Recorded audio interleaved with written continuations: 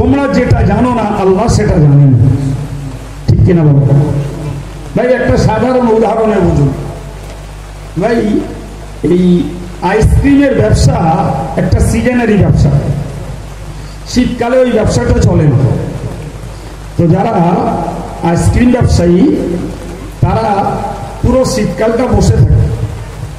তো আমাদের দেশে দেখা যায় ফাল্গুন মাস এলে মৌসুমি বাতাস ছাড়ে, দক্ষিণে হাওয়া, তো আইসক্রিমওয়ালাগুলো ঠিক ওই সময়টা ফাল্গুন মাস পড়লেই তারা আইসক্রিম নিয়ে বার হয়।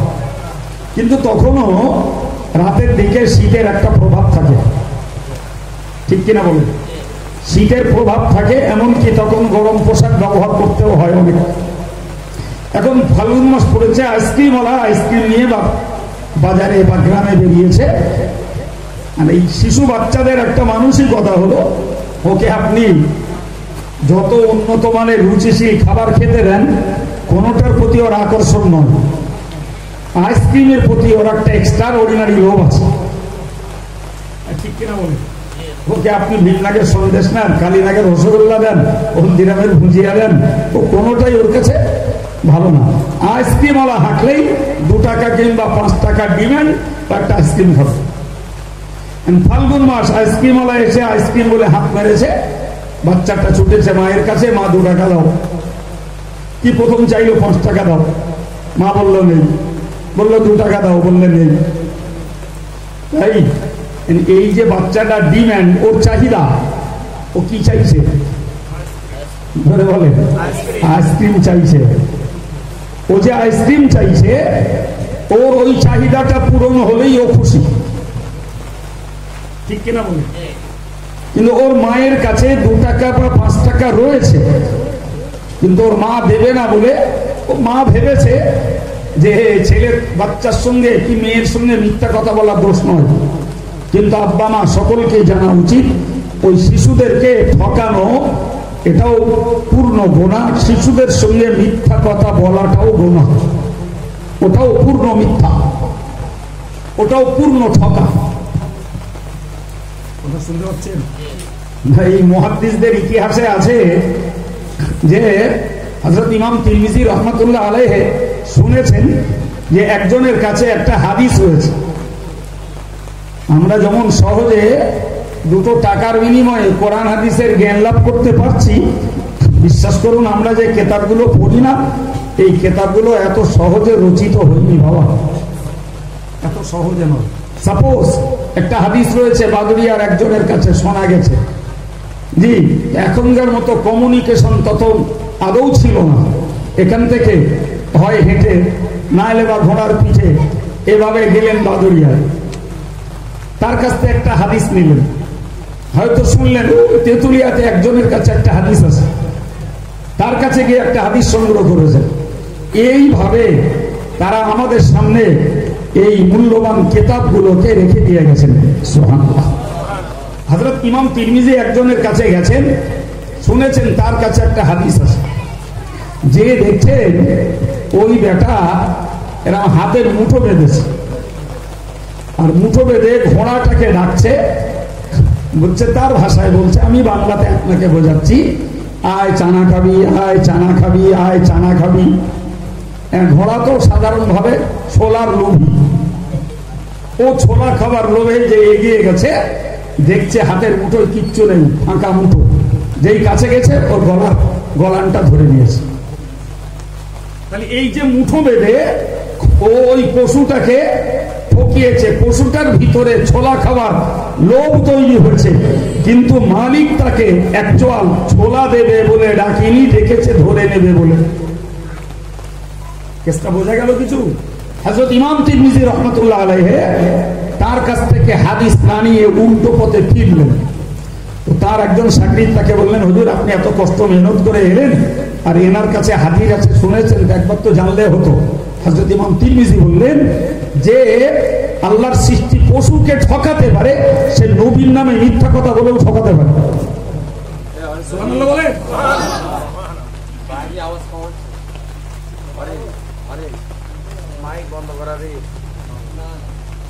সম্মানিত ভাইরা, আমার কথাটা বোঝা গেল কি? তাহলে একটা মানুষ যদি একটা পশুকে ঠকাতে না পারে, তাহলে সে তার বাচ্চাকে ঠকাতে পারে? বলেন বলেন, সে তার বাচ্চার সঙ্গে মিথ্যা বলতে পারে? পশ্চিম কালেও না ভাই। এরকম অভ্যাস আমাদের অনেকের মধ্যে থাকতে পারে, আর এই অভ্যাসটাও ছেলেদেরকে শেখানো হয়, বাচ্চাদেরকে শেখানো হয়। জি, কোন মাদ্রাসাওয়ালা দান চাইতে গেছে, তো বাপ নিজে বলে দিচ্ছে, যে বলতে যে আব্বা বাড়িতে। আমি গল্প বলছি না, বাস্তবে ঘটছে। ও দিব্যু ছেলে মানুষ, যে বলে দিল, ওর তো আর পেঁচ গোছ নেই, ও বলে দিল আমার আব্বা বলেছে, আমার আব্বা বাড়ি নেই।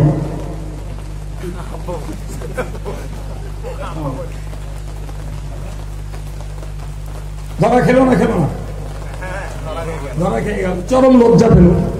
বাচ্চাটাও শিখলো যে আমার বাপ আমাকে মিথ্যা প্রশিক্ষণ দিচ্ছে। জি, বাচ্চাটা কালকে স্কুলে যায়নি, আজকে জ্ঞান জ্ঞান করছে, যাবে না। মাস্টারমশাই মারবে, কি বকবে, কি ধমকাবে, কি আমার লেখা করা হয়নি। মা শিখিয়ে দেখছে, বলে শুন কাল পেটে ব্যথা করছিল। আমি রিয়েলি ফ্যাক্ট বলছি, যেহেতু 32 বছর ধরে ছেলে পেলে চড়াই, তো আল্লাহ শকর অভিজ্ঞতাটা হয়েছে। রিয়েলি ফ্যাক্ট বলছি, একদম এক্সাক্ট কথা শিখিয়ে দিচ্ছে বাপ। সম্মানিত ভাইরা, এই জিনিসগুলো কখনোই করা যায় না। তো আমি যেটা বোঝাচ্ছিলাম আপনাকে, তো মায়ের কাছে পয়সা আছে, মা বলল নেই। এখন এই নেই বলা মানে ওর চাহিদা পূরণ হলো না, ও তখন আরো বেশি বায়না ধরলো, মায়ের পিছন পিছন ঘুরতে লাগলো।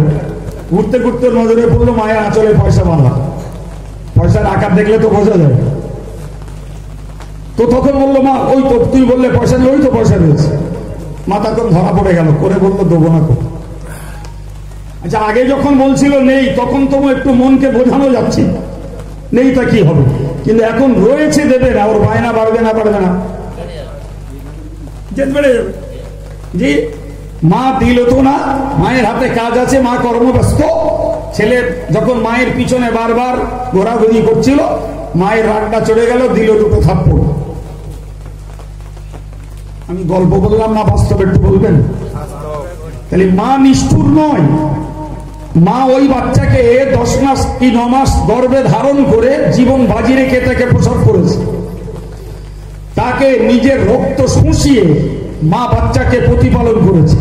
তাহলে মা তার বাচ্চাকে 2 টাকা 5 টাকা সহজে দিতে পারে, কিন্তু ওই বাচ্চার এই সেন্সটা নেই। এখনো ঠান্ডার আবহাওয়া রয়েছে।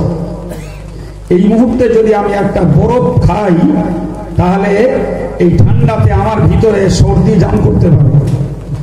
একটা সর্দির জার্মে হতে পারে মেনিনজাইটিস, হতে পারে ব্রঙ্কাইটিস, হতে পারে টিবি।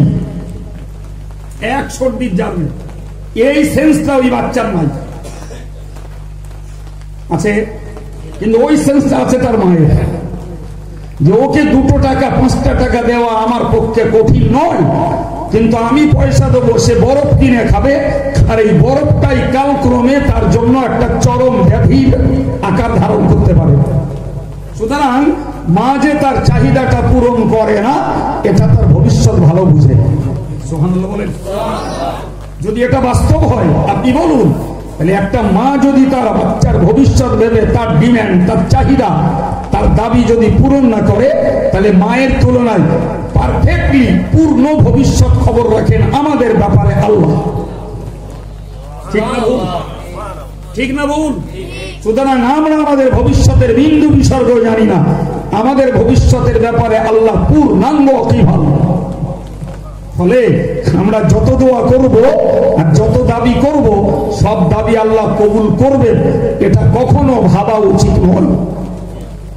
বরং মনে রাখুন, দোয়া যদি কবুল করেন সেটাও আল্লাহ পাকের ইচ্ছা, যদি কবুল নাও করেন সেটা তার ইচ্ছা। জি, আমি দোয়ার সব রকমের হক আদায় করেছি, হালাল খেয়েছি, উজু হয়েছি, কিবলার দিকে ফিরে বসেছি। জি, মিনতির সঙ্গে আমার মুখ, আমার অন্তর দুটোকে এক মেরুতে রেখে আল্লাহর কাছে আমার কোনো কামনা পেশ করেছি। এরপরেও আমার দাবি, আমার দাওয়া, আমার কামনা আল্লাহর কাছে কবুল না হতে পারে। আমাকে ভাবতে হবে যে এই কবুল না হওয়ার পেছনে আমি মোটামুটি দোয়া কবুলিয়াতের সমস্ত হকগুলো আদায় করেই দোয়া চেয়েছে, তারপরেও কবুল হয়নি মানে নিশ্চিত আমার এর ভিতরে কবুল না হয় কোনো ভালাই আছে। কথা বোঝাতে পারছি কিছু? জি, সারা জীবনের জন্য মনে রাখুন, এই একদিনের হজ গোটা জীবনের জন্য প্রতিক্ষণে মনে রাখা দরকার। সম্মানিত ভাইরা মনে রাখুন, এটা খোদা পাকের পৃথিবী পরিচালনার ব্যবস্থা। সব মানুষের ডিমান্ড যদি আল্লাহ পূরণ করেন, বাস্তবিক এই পৃথিবী অচল হয়ে যাবে, চলবে না। আপনি বলেন তো, যারা হসপিটালের বেডে শুয়ে রোগের যন্ত্রণায় কাতরাচ্ছে, ভাই এরা কি কেউ শুয়ে শুয়ে বলছে নাকি আল্লাহ হসপিটালে ফেলে রাখো, আমার ছেলে পিলেরা বাড়ির থেকে ভাত বয়ে বয়ে আনুক আর আমি এখানে শুয়ে শুয়ে খাই? কেউ বলছে? প্রতিটি অসুস্থ রোগী আল্লাহ পাকের কাছে চাইছে যে যে ধর্মের, তার ধর্মের স্রষ্টাকে ডাকার যে ভাষা, সেই ভাষায় সে বলছে সুস্থ করে দাও, ফিরে যাই। যদি সবার দোয়া কবুল হতো তাহলে হসপিটালে বেড খালি থাকতো। বা কথা বলেন, আপনি এই মুহূর্তে জানতো দেশের কোন হসপিটালের বেড এক চান্সে খালি পান কি? পাবেন? তাহলে এতে নিশ্চিত আমাদের একটা জ্ঞান নিতে হয় যে এরা সুস্থ হতে আল্লাহর কাছে বিনতি করছে। রাসূলুল্লাহ হাদিস শরীফে বলেছেন, অসুস্থ ব্যক্তির দোয়া আল্লাহ সুস্থ ব্যক্তির তুলনায় দ্রুত কবুল করেন। সুবহানাল্লাহ। এই জন্য আমাদেরকে আরো একটা জিনিস শেখা দরকার, যে কখনো সুস্থ ব্যক্তি যদি অসুস্থ ব্যক্তিকে দেখতে যায়, আমরা যাই নাকি, নিয়ত রাখা দরকার। এটা নবীর সুন্নাত, এটা এমনি আত্মীয়তার মানবিকতার দাবি নয়, এটা প্রিয় রাসূলের সুন্নাত। এবং যারা অসুস্থ ব্যক্তিকে দেখতে যায়, এরা দুনিয়ার পথে চলে না, এরা আল্লাহর জান্নাতের রাস্তায় চলে। জি, তো ওই লোকটাকে, অসুস্থ ব্যক্তিটাকে দেখতে যেয়ে বলা উচিত, জি আল্লাহুম্মা আযহিবিল বা'সা রাব্বান নাস ইশফি আনতা শাফি। জি, এই দোয়া তাদের জন্য করা উচিত। যদিও আমরা আরবিটা, হাদিসের বাক্যটা জানি না, কিন্তু বাংলা বাংলায় বলা উচিত, আল্লাহ তুমি এই রোগীকে সুস্থ করে দাও। আর তাকে যে বলা উচিত যে আলহামদুলিল্লাহ, আলহামদুলিল্লাহ দেখছি আল্লাহ গতকালের থেকে আজকে তোমাকে অনেক ভালো দেখাচ্ছে। আর আমি যদি যে বললাম কালকে যা দেখলাম তার থেকে যেন আজকে আরো যে উঠে গেছে, তোর ব্যায়ামও যদি থাকে 50% হয়ে যাবে 10%। কথা বুঝতে পারেননি? ও রোগের মাত্রা যতটা ছিল, যদি আপনি একজন তাকে পরিদর্শক ব্যক্তি যে এরকম একটা কথা বলেন, ও রোগের পরিমাণ আরো মানসিক চাপে বেড়ে যাবে। এই জন্য রাসূল বলেছেন তাকে যে বলো লা বা'সা তুহু ইনশাআল্লাহ, কোনো টেনশন নেই, আল্লাহ চাইলে তুমি সুস্থ হয়ে যাবে। জি, এতেই তার মনটা আরো উৎফুল্ল হয়ে উঠবে। আর কি করো, ওই লোকটার কাছ থেকে বিদায় নেওয়ার আগে তাকে বলো, ভাই আপনি একটু আমার জন্য দোয়া করবেন, আমি সুস্থ ব্যক্তি, ওই লোকটা অসুস্থ। হাদিস বলেছে যে সুস্থ ব্যক্তির তুলনায় অসুস্থ ব্যক্তির দোয়া আরো বেশি কবুল হবে। অথচ যে নবী শিখাইছেন যে অসুস্থ ব্যক্তির দোয়া বেশি কবুল হওয়ার সম্ভাবনা, হসপিটালের রোগীগুলো অসুস্থ হয়ে দোয়া চাইছে, তাদের দোয়া কবুল হচ্ছে না। এর রহস্য কি? এর রহস্য কি আল্লাহ জানেন। যে তোরে কবে সুস্থ করব, কেন তোরে অসুস্থ করেছি, তোরে সুস্থ করলি তুই কি করবি, এ খবর ও জানে না, আল্লাহ জানে না। জানে না। সম্মানিত ভাইরা মনে রাখুন, দেশময় রয়েছে কত দরিদ্র, সারা জীবন রয়েছে, আজও রয়েছে, থাকবে। কেবলমাত্র মনে রাখা দরকার, হযরত নবী ঈসা আলাইহিস সালাম যতদিন পর্যন্ত পৃথিবীতে না আসবেন, ততদিন পর্যন্ত পৃথিবীতে মাল পূর্ণ হবে না। নবী ঈসা আসার আগ পর্যন্ত মানুষের অভাব 16 আনা ঘুষবে না।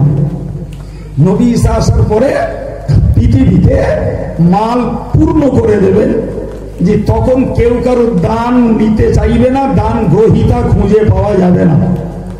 জি, কিন্তু বর্তমানটা তাকালে আমরা দেখি নিঃসন্দেহে প্রচুর পরিমাণে অসচ্ছল ব্যক্তি, দরিদ্র, অসহায়, যাদের ঘর বাড়ি ভালো নয়, জি যাদের গাড়ি নাই, যারা এখনো খেটে খাওয়া ছাড়া দুবেলা দুমুঠো রুজি সঞ্চয় করতে পারে না, ভাই এই লোকগুলো কি চায় না যে আল্লাহ আমার ধনী বানিয়ে দাও? কথা বলে একদম চাই। এখন যদি মনে করেন সবাই যদি ধনী হয়ে যায়, ধরে নেন সবাই ধনী হয়ে গেছে, আল্লাহ সবাইকে ধনী বানিয়ে দিয়েছেন, আপনার কি মনে হচ্ছে ওটা খুব ভালো হবে? ধ্বংস হয়ে যাবে। আরে বাবা, আপনাদের তুলনায় আমার এক বিন্দু আল্লাহ কিছু জ্ঞান দিয়েছেন বলে আমারে উপরে তুলে আপনারা নিচে বসে শুনছেন। আর আপনাদের যদি এরকম জ্ঞান থাকতো থোড়াই, আব্দুল কাইমের কথা এখন এই বর্ষায় লেববাদ দেখেন বসে থেকে শুনবে কেউ? হ্যাঁ, তাহলে এই কিছু অজ্ঞ কিছু অল্প শিক্ষিত মানুষ রয়েছে বলেই তবে তো জ্ঞানীর মান মাথায় ঢুকছে কিছু। হ্যাঁ, সবাই জ্ঞানী হলে জ্ঞানীর মান থাকতো না। সবাই যদি সাদা হতো, পরিষ্কার হতো, সাদার কোনো মান মূল্যায়ন ঠিক হতো না। কালো আছে বলে তাই সাদার দাম, তাই সাদার মান। গরিব আছে বলে তাই ধনীর কদর। কথা বলেন, যদি কুলি মুঠে মজদুর যদি না থাকতো, মেথর নাপিত ধোবা এ জাতীয় সমাজের আর এক শ্রেণীর সেবক এরা যদি না থাকতো, বাবুর বাবুগিরি, জমিদারের জমিদারি থাকতো না। বাপ নিজেদের পায়খানার ডিব্বা ভর্তি হলে নিজেদের সাফাই করতে হতো, মাঠের ধান পচে থাকতো, বাবু যে কেটে ঘরে তুলতে পারতো না। গরিবগুলো আছে বলে তাই বাবুর ধান ঘরে ওঠে। কথা বলছেন না কেন? ওরে রুগী আছে বলেই ডাক্তার বাবু, রুগী না থাকলে ডাক্তার কাবু। বলেন বলেন, এটাই আল্লাহ পাকের পৃথিবী পরিচালনার ব্যবস্থা। আল্লাহ পাক কোরআন শরীফে বলেছেন, নাহনু কাসামনা বাইনাহুম মাঈশাতাহুম ফিল হায়াতিদ দুনিয়া ওয়া রাফা'না বা'দাহুম ফাওকা বা'দ। আল্লাহ বললেন, মানুষের জীবন ধারণের ব্যবস্থাপনা আমি আল্লাহই বাটোয়ারা করি। সুবহানাল্লাহ। কে বাটোয়ারা করেন? কাকে শিক্ষিত বানাবেন, কাকে মূর্খ বানাবেন, কাকে আল্লাহ ধনী বানাবেন, কাকে গরিব বানাবেন, এসব বাটোয়ারা করে কে? সব আল্লাহ। জি, তাহলে দুনিয়ার জীবনের মানুষের জীবন ধারণের ব্যবস্থা পড়ার ভাগ বন্টন কে করেন? আল্লাহ। আর সেই ভাগ বন্টনের ক্ষেত্রে আমি আল্লাহ কারোর উপরে কাউকে শ্রেষ্ঠত্ব দেই, কারোর উপরে কাউকে প্রাধান্য দেই। শিক্ষাগত ভাবে, অর্থগত ভাবে, পরিবেশগত ভাবে, সৌন্দর্যগত ভাবে, সম্মানগত ভাবে আমি আল্লাহ কাউকে কারোর উপরে প্রাধান্য। এতে যদি কারোর কলিজা জ্বালা করে, তাহলে মূলত হিংসাটা যে বর্তাবে তো আল্লাহর ভাগের উপরে। ঠিক না ভুল? জি, আপনি মনে করছেন নাউজুবিল্লাহ আমি মানুষের সঙ্গে হিংসা করছি না ভাই, আপনি মানুষের সঙ্গে হিংসা করছেন না, আপনি হিংসা করছেন মূলত আল্লাহ পাকের বাটোয়ারার উপরে, আল্লাহর বন্টনের উপরে। আর যে আল্লাহর বন্টনের উপরে বাটোয়ারা করে এ কপাল পোড়া নিশ্চিত বঞ্চিতই হয়। বঞ্চনা ছাড়া এর নসিবে আর কিছু জোটে না। সম্মানিত হয় না, আমি কথা বলতে বলতে আলোচনার সূত্র ধরে অনেকটাই এগিয়ে এসেছি। আমি আপনাকে মূলত বোঝাতে চাইছিলাম যে ইমানদারের নৈতিক দায়িত্ব হলো আর রিদাউ বিল কাদাই মিনাল ঈমান, আল্লাহ পাকের ফয়সালার উপরে সন্তুষ্ট থাকাটাই হলো ইমানদারের অঙ্গ, ইমানের অন্তর্গত। আল্লাহ আমাকে ফসল দিয়ে রাখুন, নষ্ট করে দেন, আমার টাকার ক্ষতি হোক, কি আমার ব্যক্তি জীবনের কোনো ক্ষতি হোক, আমার পারিবারিক জীবনের কোনো ক্ষতি হোক, এই সবটার উপরে সন্তুষ্ট থাকতে হবে। আল্লাহ পাক আমার জন্য যেটা ফয়সালা করেছেন আমি তাতে খুশি। পারা যাবে? যদি বলেন মনে রাখা যাবে? জি, আপনি যদি এই পদ্ধতিকে আমাদের জীবনে কাজে লাগাতে পারি, নিশ্চিত আশা রাখতে পারি আমরা আল্লাহ পাকের রহমতের অন্তর্ভুক্ত থাকবো ইনশাআল্লাহ। এই জন্য ইমানদারের মেসেজ হলো এটাই, জি ইমানদারের মেসেজ হলো এটাই, তুমি যখন সুখী হও, খুশি হও, তখন তুমি আল্লাহর শুকরিয়া আদায় করো। কি করো? জি, মান শাকারা ফাইন্নামা ইয়াশকুরু লিনাফসি। যে লোকটা আল্লাহ পাকের নিয়ামত পেয়ে কৃতজ্ঞতা প্রকাশ করে সে তার নিজের স্বার্থে করে। সুবহানাল্লাহ। কেন? কোরআন শরীফে আল্লাহ বলেছেন লাইন শাকারতুম লা আযীদান্নাকুম, ও বান্দা তোমরা মনে রাখো, যদি তোমরা আমার নিয়ামত পেয়ে শুকরিয়া আদায় করো, আমার নিয়ামত পেয়ে কৃতজ্ঞতা যদি প্রকাশ করো, নিশ্চিত করে মনে রাখো আমি আল্লাহ তোমাদের জন্য আমার নিয়ামতকে আরো বাড়িয়ে দেব। এই জায়গাটা তো আমাদের ভুল খুব। আমরা আল্লাহর নামে অভিযোগ করি, আল্লাহ এটা দেয়নি, ওটা দেয়নি, এটা চালুন দেয়নি, ওটা চালুন দেয়নি, অভিযোগটা আমাদের খুব। কিন্তু আল্লাহ যেগুলো দিয়েছেন, এত দুর্ভাগা আমরা আল্লাহ পাকের সেই নিয়ামত গুলোর কৃতজ্ঞতা বলো প্রকাশ করি না। দেয়নি আল্লাহ, এ ব্যাপারে অভিযোগ আছে, কিন্তু যেগুলো দিয়েছেন সেগুলোর কৃতজ্ঞতা প্রকাশ আমাদের খুবই কম। কথা বলেন ঠিক না ভুল? আর আল্লাহর ওয়াদা হলো, যদি তোমরা আমার নিয়ামত পেয়ে কৃতজ্ঞতা প্রকাশ করো, তোমাদের জন্য আমার নিয়ামতকে আরো বাড়াবো। সুবহানাল্লাহ। এই মারপেজ বুঝতে পারছি আমরা। এই যে রহস্যজনক কথা, এটা মাথায় নিতে হবে। যে কৃতজ্ঞতা প্রকাশ করে সে তার নিজের স্বার্থে করে। আগের আয়াতটাতে বলেছি, মান শাকারা ফাইন্নামা ইয়াশকুরু লিনাফসি, যে লোকটা কৃতজ্ঞতা প্রকাশ করে সে তার নিজের স্বার্থেই করে। কেন? তার জবাব অন্য আয়াতে, লাইন শাকারতুম লাযিদান্নাকুম, যদি তোমরা কৃতজ্ঞতা প্রকাশ করো তোমাদের জন্য আমার নিয়ামতকে আরো বাড়িয়ে দেব। তাহলে নিয়ামত যদি বেশি পাই তাহলে স্বার্থটা কার? আমার না লোকের? বলেন বলেন, প্রত্যেকের নিজের না? হ্যাঁ, তাহলে যদি আল্লাহর কাছ থেকে বেশি করে কিছু পেতে ইচ্ছা হয়, তাহলে আল্লাহ যেটা দিয়েছেন ওতে খুশি হয়ে আল্লাহর গুণ গাইতে হবে। কিন্তু আমরা ও ফর্মুলা মানি না, নাউজুবিল্লাহ। ও ফর্মুলা আমরা কাজে লাগাই না। আমাদের ফর্মুলা একটু অন্য। মনে ভাবুন চাষি মানুষ, আমরা চাষ করেছি, তো পাশাপাশি দুটো জমি, একটা এনার একটা আমার। জি যে একটা চাচা একটা ভাইপো ধরে নেন, তো চাচার বিঘা প্রতি ধান হয়েছে 10 বস্তা, ভাইপোর হয়েছে 6 বস্তা। তো ভাইপো চাচারে জিজ্ঞেস করছে, চাচা ধান কেমন হলো? তাহলে আমার খুব ভালো ধান হয়েছে। ক বস্তা না বিঘায়? 10 বস্তা। চাচা তোমার তো ভালোই হলো, আমার তো 6 বস্তার বেশি হয়নি। চাচা তখন শোনাচ্ছে, খোকা ধান কি হয়? ধান ফলিয়ে নিতে হয়, ধান ফলিয়ে নিতে হয়। তা ভালো, চাচা ফলিয়ে এনেছে। আস্তাগফিরুল্লাহ, নাউজুবিল্লাহ বলেন। আল্লাহ কোরআন শরীফে বলেছেন, আনতুম তাজরাউনা আম নাহনু যারিউন। এ কপাল পোড়া, ফসল তোরা করিস না আমি করি। এই কথা সূরা ওয়াকিয়াতে আল্লাহ জানিয়েছেন, আনতুম তাজরাউনা আম নাহনু যারিউন। ফসল তোরা করিস বান্দা, না আমি করি। তোরা তো একটা দানা বুনে চলে আসিস, বড় জোর পানি দিস, সার দিস, সেটা তো তোর আবহাওয়ার দোষ কাটাবার জন্য। কিন্তু এক দানা থেকে 100 দানা তৈরি করার ক্ষমতাটা তোর নয়, তোর সরকারের নয়, তোর বিজ্ঞানের নয়, ওই একটা থেকে 100। সুতরাং চাষ তোরা করিস না, আমি আল্লাহ করাই, আল্লাহ করি। চাচা বলল ফসল ফলিয়ে নিতে হয়। ভালো, চাচা ফসল ফলিয়ে নিয়েছে। নেক্সট ইয়ারে যে ঠিক ধান ফোলা মুখে একটা ঝাপটা আল্লাহ মেলে দিয়েছে। জি, 2 বস্তা ধান, 8 বস্তা চিঠে। খোকা এবার আর আল্লাহ নিতে দেবে না। বলেন বাস্তব না অবাস্তব?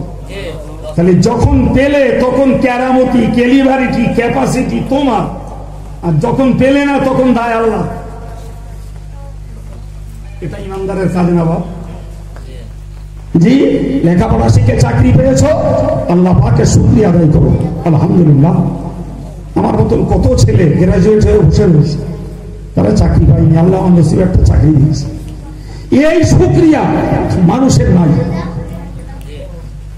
জি, যে ছেলেটা পরীক্ষা দিয়ে ভালো নাম্বার ক্যারি করেছে, যে ভালো নাম্বার নিয়ে পাস করেছে, ওর শুকরিয়া আদায় করা উচিত আল্লাহ। আলহামদুলিল্লাহ, আল্লাহ পাক আমার মেহনতের ফল দান করেছে। সুবহানাল্লাহ। এই বুলিটা নাই। জি, ওর বাপের বুলি, ওর মার বুলি। আরে ছেলেটা পড়ে পড়ে রাত জেগে জেগে না খেয়ে শুকিয়ে গেল। জি, একবারও বলে না যে আলহামদুলিল্লাহ, সে মেহনত করলো, আল্লাহ যদি ফল না দিত কিচ্ছু করার ছিল না। আরে সারা জীবন শিক্ষকতা করে বুঝেছি, বিশ্বাস করুন, ওই পরীক্ষা দিলেই ভালো লিখলেই নাম্বার পাওয়া যাবে এর গ্যারান্টি নাই। কখনো উল্টো ঘটে যায়, কখনো উল্টো একদম। সুতরাং ধান্দা মনে রাখা দরকার। ও যুবকেরা মনে রাখো বাবা, যে হালাতে আল্লাহ রাখেন ওই হালাতের উপরে আল্লাহ শুকরিয়া আদায় করতে হবে। আল্লাহ আমাকে যে অবস্থায় রেখেছেন এরকম অবস্থা আল্লাহ অনেককেই দেননি। আপনার একতলা বাড়ি, দুতলার দিকে তাকাবেন না, আপনি চাকান দু চালার দিকে, সে আল্লাহর বান্দা। আপনার বাড়িটা আপনার নিজস্ব অথবা পৈতৃক ভিটায়, আর একজনের তাকিয়ে দেখুন লক্ষ লক্ষ মানুষ পিডব্লিউ জায়গায় বাস করছে, ওর থেকে আল্লাহ আপনার ভালো রেখেছে।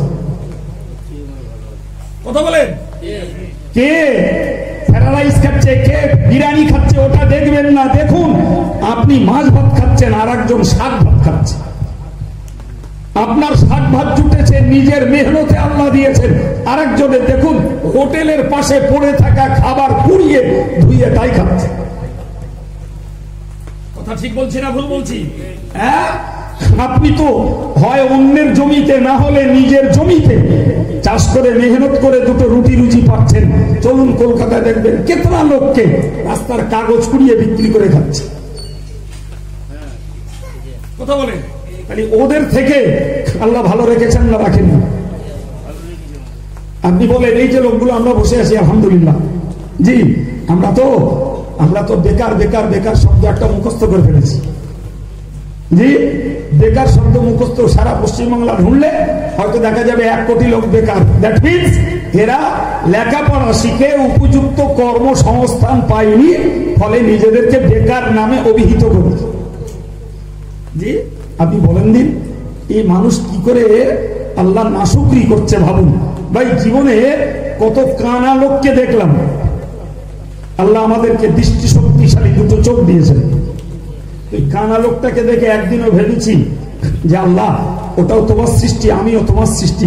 আল্লাহ তুমি যদি আমাকে ওই লোকটার মতো কানা করতে, আমার কিচ্ছু করার ছিল না, তুমি আমাকে চোখওয়ালা বানিয়েছো, ওই লোকটাকে অন্ধ বানিয়েছো। আল্লাহ তোমার শুকরিয়া আদায় করে আলহামদুলিল্লাহ বলছি। জীবনেও বলা হয়নি। কথা বলছেন না কেন? হ্যাঁ ভাই, আল্লাহ হাড় দিয়েছেন, আল্লাহ হাড় দিয়েছেন, সুস্থ নিয়ে সুস্থতার সঙ্গে বেঁচে আছি। আল্লাহ কিডনি দিয়েছেন, সুস্থ সঙ্গে বেঁচে আছি।